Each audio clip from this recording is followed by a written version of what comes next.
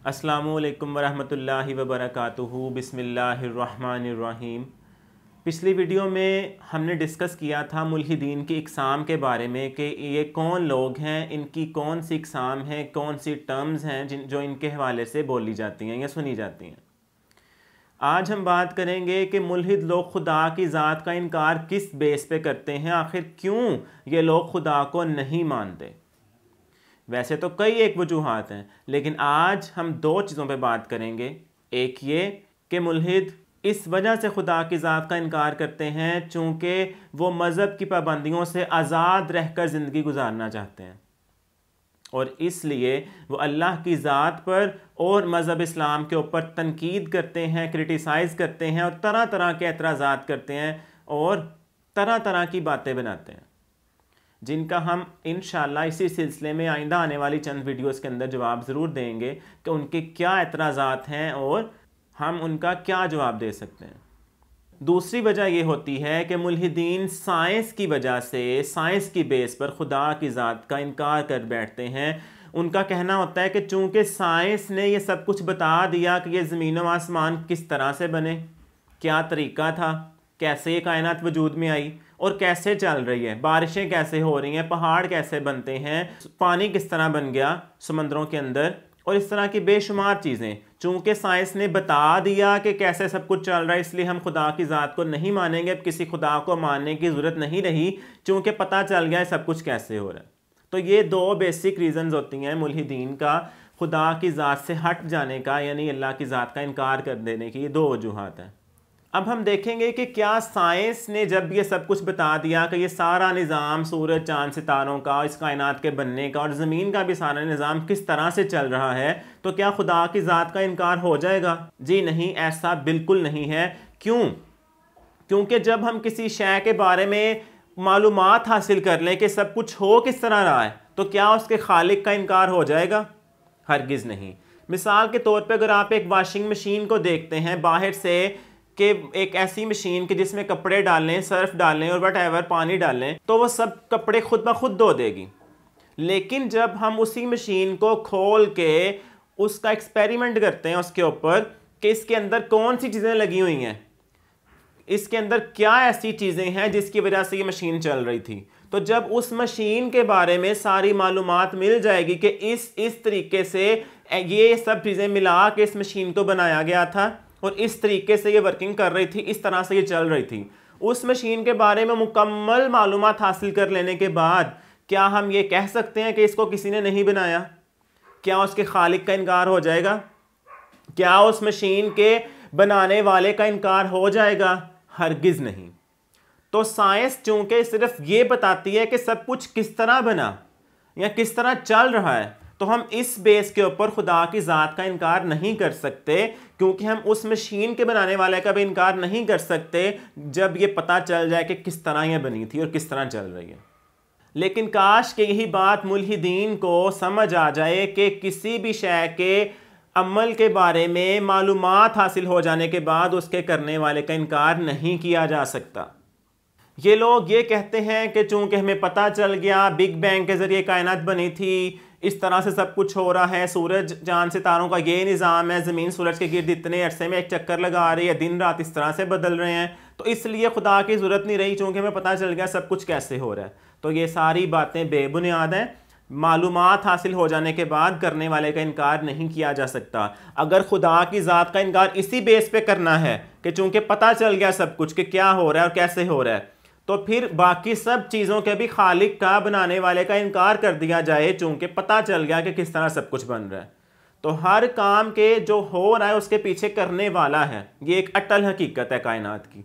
तो इसी तरह से कायनात के टोटल निज़ाम के पीछे भी एक करने वाला है जो कि अल्लाह ताला की ज़ात है। अब हम देखेंगे कि इनका एतराज़ फिर और किस बेस पे है कि क्यों खुदा को नहीं माना जा रहा।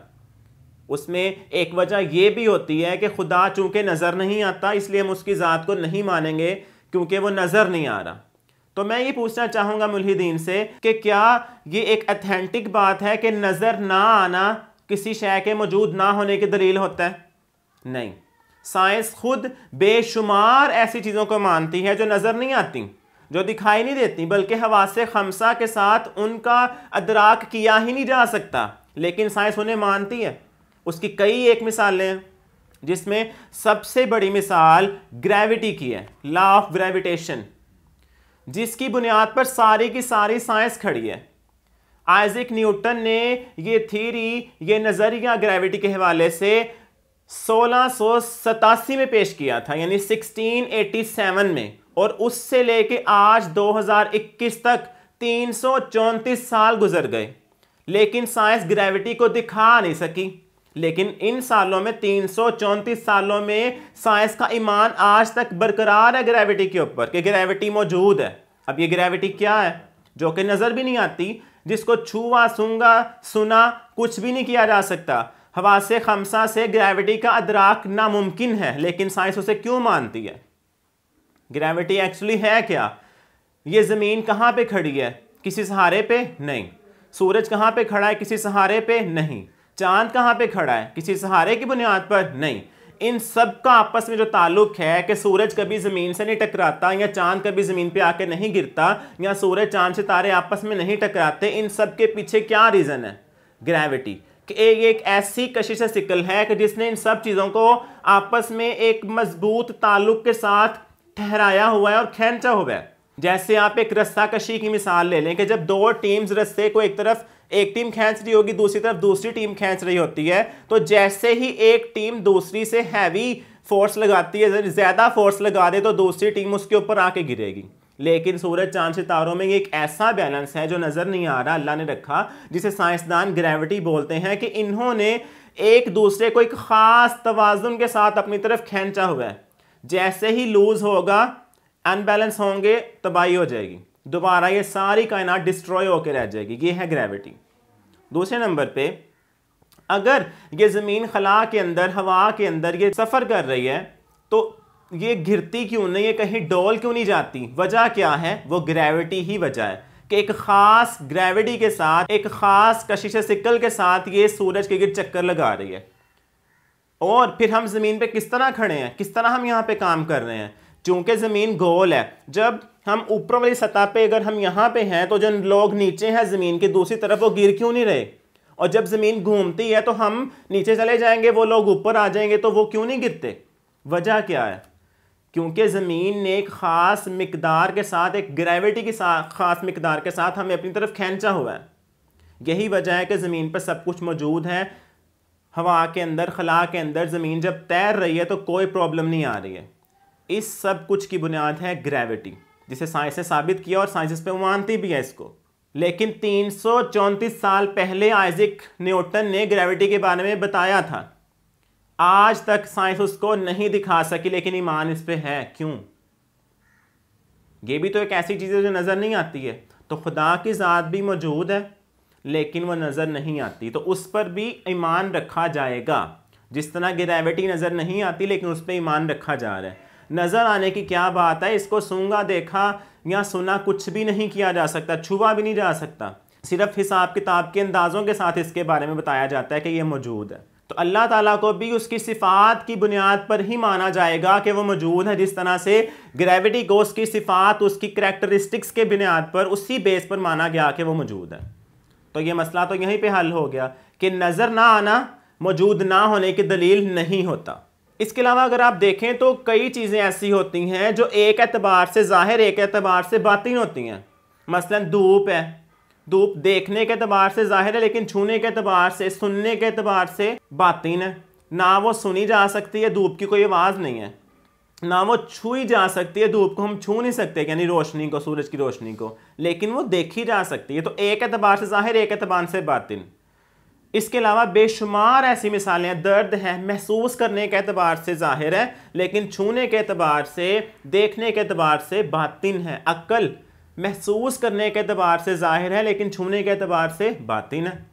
साया है, छाँव है, छूने के एतबार से बातिन, देखने के एतबार से ज़ाहिर। तो ऐसी बेशुमार चीज़ें मौजूद हैं जो एक एतबार से ज़ाहिर होंगी और एक एतबार से बातिन होंगी। खुदा के भी दो नाम हैं, ज़ाहिर भी और बातिन भी, यानी उसके बेशुमार नामों में से दो नाम ज़ाहिर और बातिन भी हैं। यानी अल्लाह ताला अपनी सिफ़ात की बेस पर ज़ाहिर है, उसके निशान कायनात में मौजूद हर शय में नज़र आते हैं। तो वो अपनी सिफात की बेस पे ज़ाहिर भी है और अपने वजूद के यानी हकीकी वजूद के एतबार से, चूँकि वो आसमाना के ऊपर है इसलिए वो उस एतबार से बातिन है। अपनी सिफात की बुनियाद पर ज़ाहिर और अपने वजूद के एतबार से बातिन। जिस तरह दुनिया के अंदर भी हमें कई एक चीज़ें ऐसी मिलेंगी जो एक एतबार से ज़ाहिर होंगी और एक एतबार से बातिन होंगी, लेकिन हम उन पर ईमान रखते हैं कि वो चीज़ें मौजूद हैं। तो इसलिए ज़ाहिर और बातिन की सिफ़तों को लेके हम इनकार नहीं कर सकते।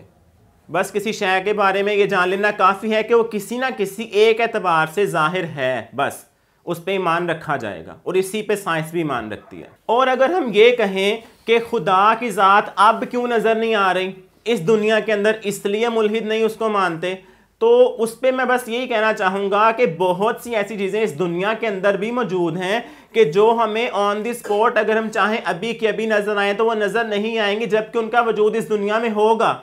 जैसे मिसाल के तौर पे अगर दिन के टाइम में मैं कहूँ कि मुझे सितारे नज़र आ जाएं तो वो नहीं नज़र आ सकते। मुझे रात होने का, अंधेरा होने का इंतज़ार करना पड़ेगा। नज़र आएंगे ज़रूर, मौजूद ज़रूर है, लेकिन रात के टाइम पे। और अगर मैं रात के टाइम पे सूरज को कहूँ कि मैं देख लूँ तो नहीं देखा जा सकता। सूरज के नज़र आने का टाइम है दिन। यानी वो चीज़ें मौजूद तो हैं इस कायनात के अंदर, इस दुनिया के अंदर, लेकिन उनके नज़र आने का एक टाइम है, स्पेसिफिक टाइम। तो जब वो टाइम आएगा वो चीज़ें ज़रूर नज़र आएंगी। तो इसी तरह खुदा की ज़ात का भी नज़र आने का एक टाइम है जो इस दुनिया में नहीं है। नज़र आएंगे ज़रूर अल्लाह ताला, लेकिन क़यामत के दिन तो हमें उसका वेट करना होगा। तो ये वो चंद बातें थीं कि जो काश के मुल्हिदीन को समझ आ जाएं और वो वापस ईमान की तरफ आ जाएं। दुआ है कि अल्लाह ताला मुल्हिदीन को इन चीज़ों को समझने की और इस पे अमल करने की तौफीक अता फरमाए। वस्सलामु अलैकुम वरहमतुल्लाह।